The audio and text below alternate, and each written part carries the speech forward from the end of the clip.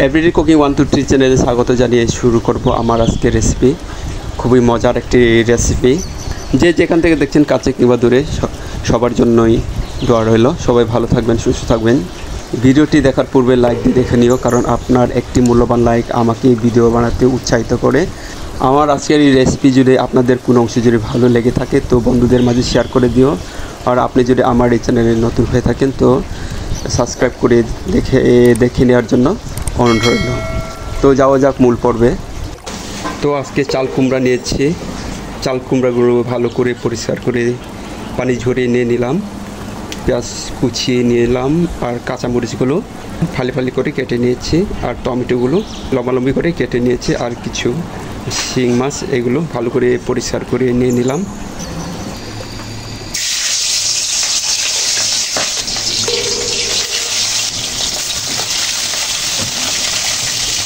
তো মাছগুলো এপাশ ওপাশ করে উল্টে পাল্টে মাছগুলো ভেজে নিচ্ছে। দেখো মাছগুলো প্রায় ভাজা হয়ে গেছে, উঠিয়ে নিতে হবে।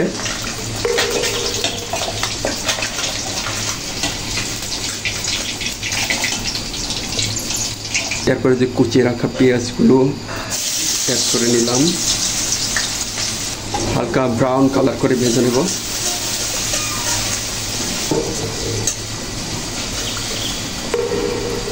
তো পেঁয়াজগুলো হালকা ব্রাউন কালার করে ভেজে নিয়েছি। এরপরে যে আদা রসুন পেস্ট অ্যাড করে নেব।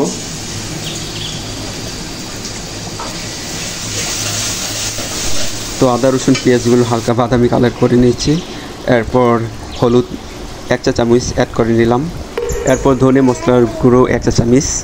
দেখো যে মাছের মশলা 1 চা চামচের মতোই অ্যাড করে নিয়েছি। জিরা গুঁড়া সামান্য পরিমাণ পানি অ্যাড করে নেব যেন মশলাগুলো কষাতে সুবিধা হয়।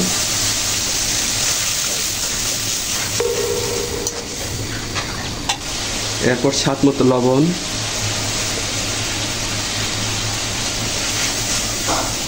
যেভাবে আপনি লবণটা খান আর কি ওইভাবে লবণটা নিয়ে নেবেন। তো মশলাগুলো ভালো করে কষিয়ে নিতে হবে। মশলাগুলো যত ভালো করে কষিয়ে নেবেন তত কিন্তু খেতে দারুণ লাগছে। এরপরে যে কেটে রাখা কাঁচামরিচ কেটে রেখেছি, তো কাঁচামরিচগুলো অ্যাড করে নিলাম। তো মশলাগুলো ভালো করে কষিয়ে নিয়েছি। এরপর কেটে রাখা চাল কুমড়াগুলো ভালো করে পরিষ্কার করে পানি ঝরিয়ে নিয়েছিলাম। এরপর চাল কুমড়াগুলো অ্যাড করে নেব।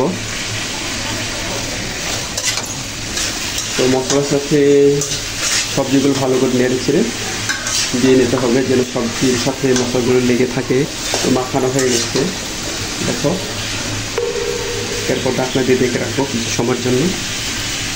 তো চুলার আঁচটা কমিয়ে দিয়েছি, ঢাকনা দিয়ে এভাবে মিনিট 5 কষিয়ে নেব সবজিগুলো। তো 2 মিনিট সময় নিয়ে সবজিগুলো কষিয়ে নিচ্ছে, প্রায় হয়ে আসছে। এরপরে যে টমেটোগুলো অ্যাড করে নেব, কারণ টমেটোগুলো নরম হতে তেমন বেশি সময় লাগে না।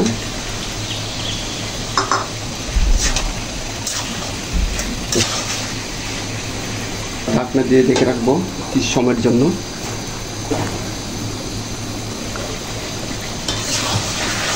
তো সবজিগুলো কষানো হয়ে গেছে একদম। এরপরে যে ভেজে রাখা মাছগুলো অ্যাড করে নেব। হালকা নেড়ে ছেড়ে দিতে হবে যেন মশলাগুলো মাছের সাথে লেগে থাকে। তো আবার কিছু সময়ের জন্য ঢাকনা দিয়ে ঢেকে রাখবো। এতে তো সবজিগুলো কষানো হয়ে গেছে। এরপর পানি যোগ করে নেব।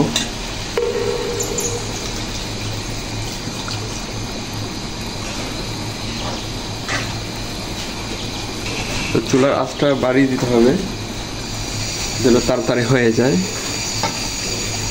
এরপর ঢাকনা দিয়ে রান্না করে নেব কিছু সময়ের জন্য।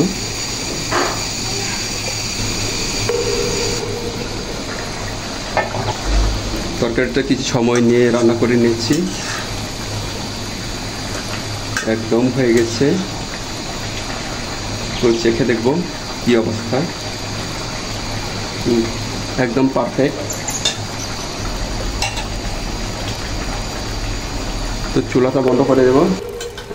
সবাইকে অসংখ্যবার ধন্যবাদ, কারণ আজকে আমার এই রেসিপিটা ধৈর্য সহকারে দেখার জন্য। তো আমার এই রেসিপি যদি আপনাদের ভালো লেগে থাকে তো পরবর্তী রেসিপি দেখার জন্য আমন্ত্রণ রইল। সবাই ভালো থাকবেন। আল্লাহ হাফেজ।